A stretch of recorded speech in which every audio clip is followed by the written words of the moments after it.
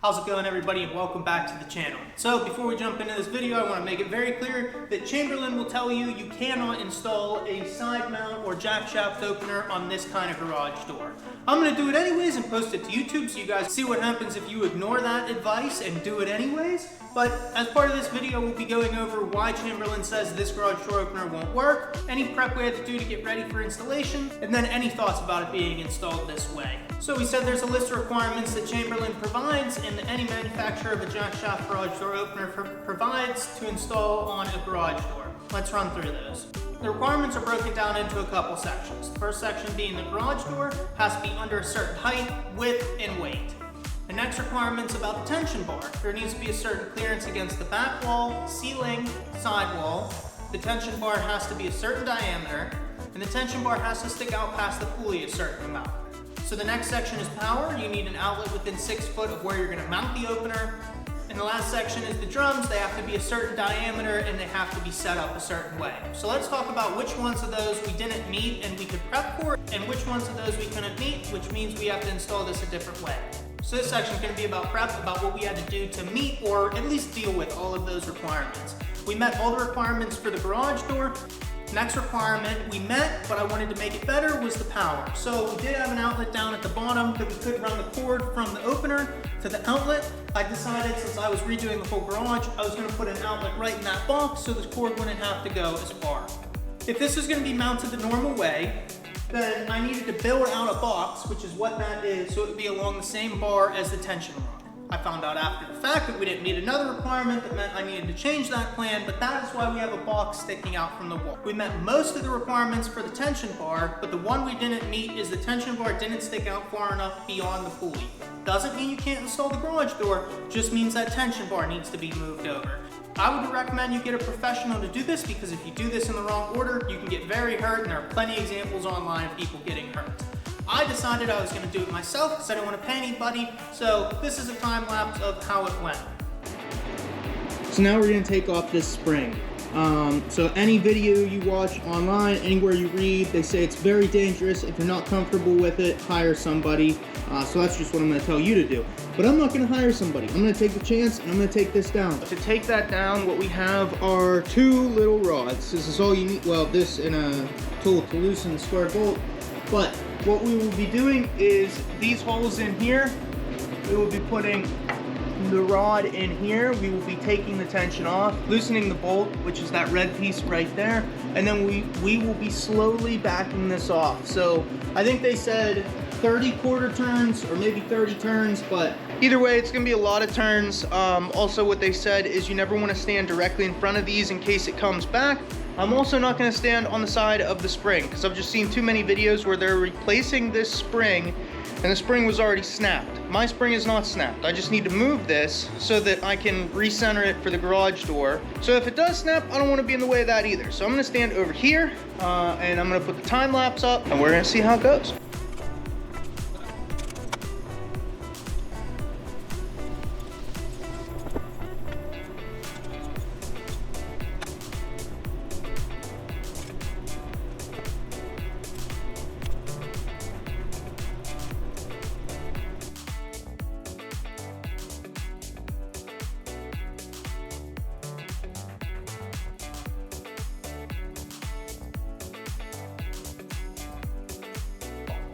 And the last requirement, and the most interesting part about this video, is the reverse wound garage door requirement. What it means to have a reverse wound drum is just that the drum turns one way to open normal garage doors, my drum turns the opposite way. The 2 impacts that has to this is that if you would mount it the normal way, up would be down and down would be up. The other thing is you can't use the safety mechanism of the tension monitor, and that is because the tension cable routes a different way for reverse wound versus regular. You might be asking yourself, how do I know if I have a reverse wound? Reverse wound are used on low headroom garage doors. I have an 8-foot ceiling garage and a 7-foot garage door. If you have that set up, at least talking to garage door companies, you are in the same scenario. What can I do to still install this, even though I have a garage door it's not recommended for? All we're gonna do is we're gonna take this and instead of installing it this way, we're gonna flip it the opposite way. So up will be up, down will be down. The tension monitor still will not work, but we do have a way to bypass that. We went through the requirements, we went through how we're gonna hack around the reverse wound garage door requirement. Let's get into unboxing and talking about some of the parts that come in this kit.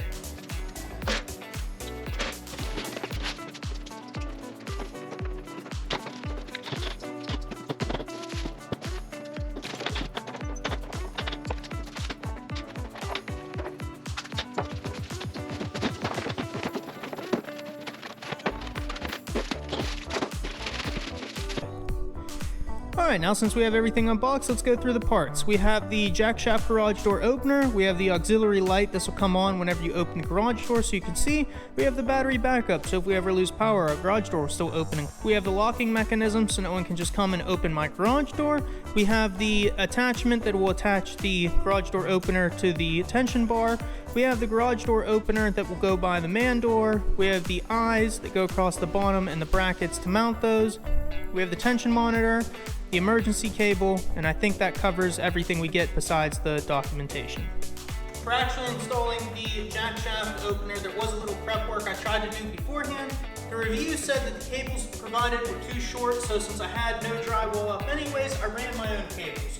Good news, I was able to get to 2 of them. Bad news is I had to cut a larger hole than I wanted in the drywall. I'll still be able to patch it up, but I had to do that, and also I wasn't able to get to the 3rd wire. So we are going to have to run one of the wires for the eye sensors. The other 2 are here, and the most important one is here, and this is from the garage door opener button that's going to be mounted by the door to this, because pretty much every review said the cord was too short. Another thing I've already done is we have obviously the joists up here that support the roof and the ceiling drywall is mounted to. I marked where that ceiling joist is, and then we have a cross member right here, so I know where I can drill in. So we're gonna put the garage door opener up, get a couple screws mounted in, and see how it holds. The first step we're gonna take is mounting the jackshaft opener to the garage door. Now, as I talked about, the normal way to mount the jackshaft opener is right here. If we do that, up will be down, down will be up. So what we need to do is flip it. So flipping it would be turning it this way, but the face would be against the wall. So what we're gonna do is we're gonna flip it, turn it this way, and then mount it against the ceiling. This will make up, up, down, down, and allow us to install this on this reverse wound garage door. Before putting that up, we need to put the coupling on. So the coupling's on, I just hand tighten it so it stays there. Now I'm gonna position this in. I have the brackets, I have the screws for the brackets, I should have everything I need to actually get this up there, make it stay, and then move on to the next step.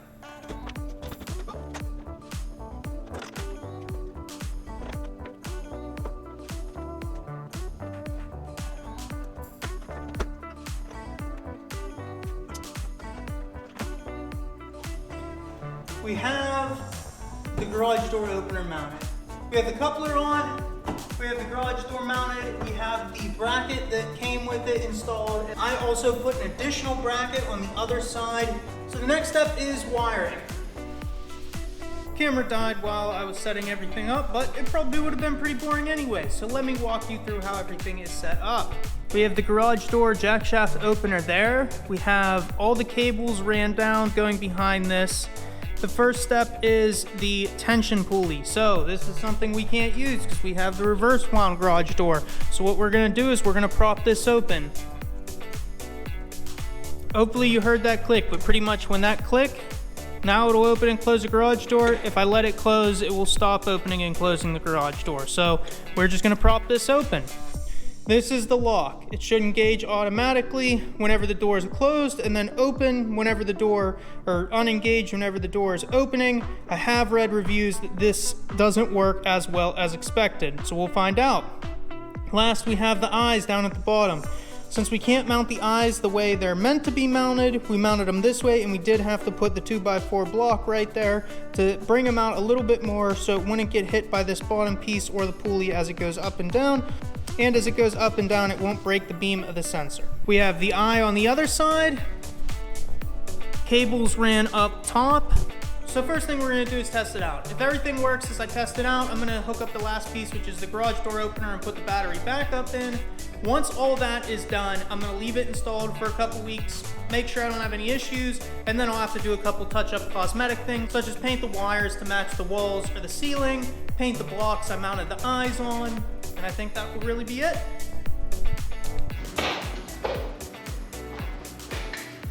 All right, we're ready to plug it in and adjust it. So to adjust it, all you have to do for the first time setup is there are 3 buttons, an up, a middle, a down. Hold in the middle button, adjust up all the way until it's up as far as you want it. Press the middle button, adjust down all the way until you want it, press the middle button, and then it'll run through opening and closing 3 times. After that, it should be fine, and we just need to test some of the safety features. So let's see if that all works out or if something gets broken. Okay, we plugged it in. The first thing to check is the safety sensors are aligned. They would be blinking if something was wrong. So now we're ready to adjust the garage door. I did temporarily install this and adjust it up and down just to make sure this would work before I did a lot of the other work. So this should be pretty easy and straightforward. So let's do that, and then we can test the safety system.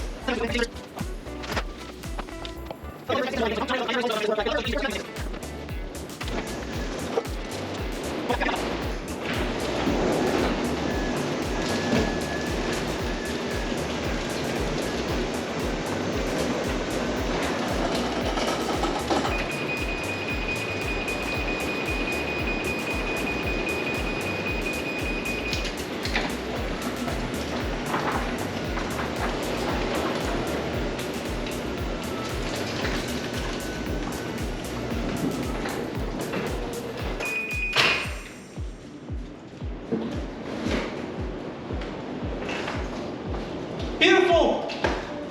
The lock has engaged, the lights are still steady, and open and close. We are all set up. So now what we need to do is wire up the wall-mounted garage door opener, make sure the remote works, test out some of the safety settings. So I'm gonna get those wired up and then I'll be back.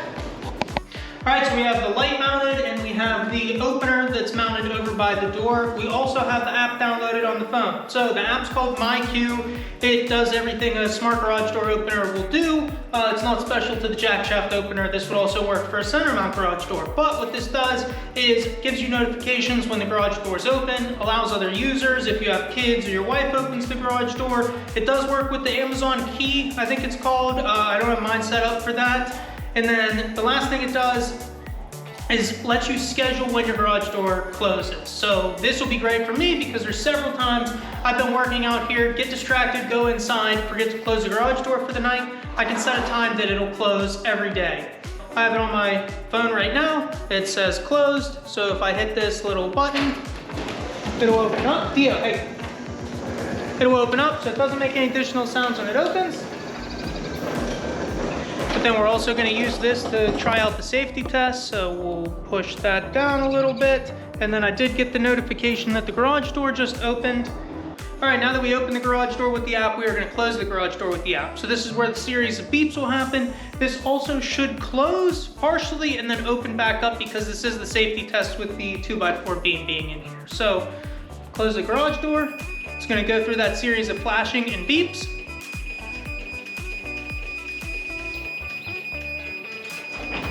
And then it starts closing.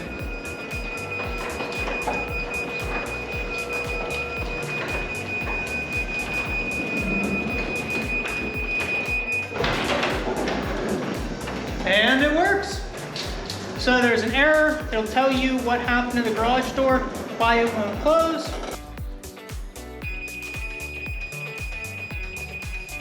Okay, it still shows the error on my phone.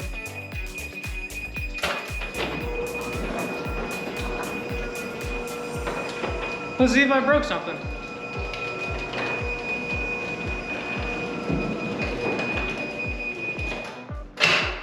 All right, now it closes successfully. The lock is engaged and it says garage door closed.